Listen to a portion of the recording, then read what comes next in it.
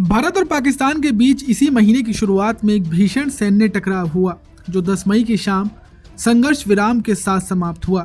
ये टकराव पारंपरिक युद्धों से अलग था क्योंकि इसमें ना तो टैंक शामिल थे और ना ही जमीनी मोर्चे, बल्कि ये पूरी तरह हवाई युद्ध था। ड्रोन, मिसाइलें, फाइटर जेट और एयर डिफेंस सिस्टम की भूमिका प्रमुख रही।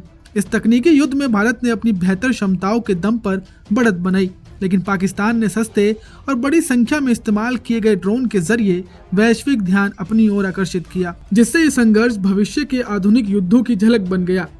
भारत ने भी ड्रोन का जवाब दिया, लेकिन सीमित पैमाने पर, क्योंकि उसकी रणनीति तकनीकी और पारंपरिक वायु श्रेष्ठता पर आधारित थी। हालांकि एक्सपर्ट्स का मानना है कि पारंपरिक हवाई वर्चस्व के बावजूद ग्रे जोन युद्ध उपकरण जैसे सस्ते ड्रोन सुरक्षा में सेंध लगा सकते हैं।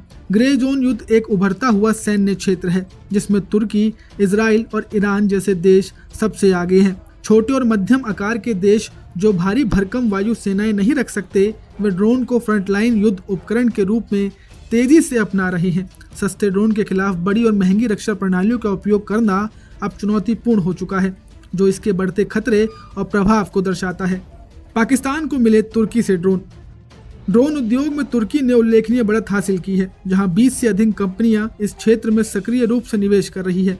इन कंपनियों में सबसे सफल नाम है बाइकर, जो अपने बाइकतर TV-2 जैसे सशस्त्र ड्रोन के लिए दुनिया भर में जाना जाता है। ये ड्रोन न केवल तकनीकी रूप से उन्नत है बल्कि किफायती भी है, जिस कारणों से इसकी वैश्विक मांग लगातार बढ़ती जा रही है।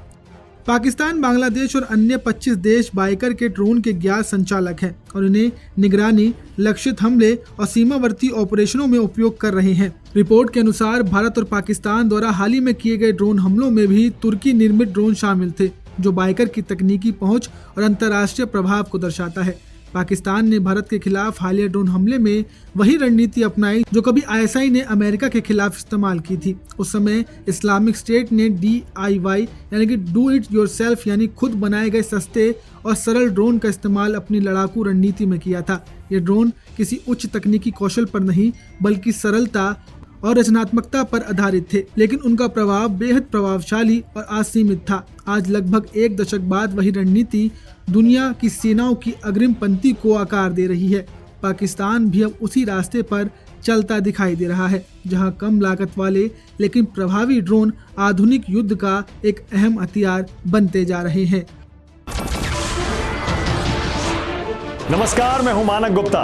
अगर आपको हमारा ये वीडियो पसंद आया हो तो इसे लाइक और शेयर जरूर करें, और हाँ, हमें सब्सक्राइब और फॉलो करना ना भूलें ताकि आप देश और दुनिया की कोई खबर मिस ना करें।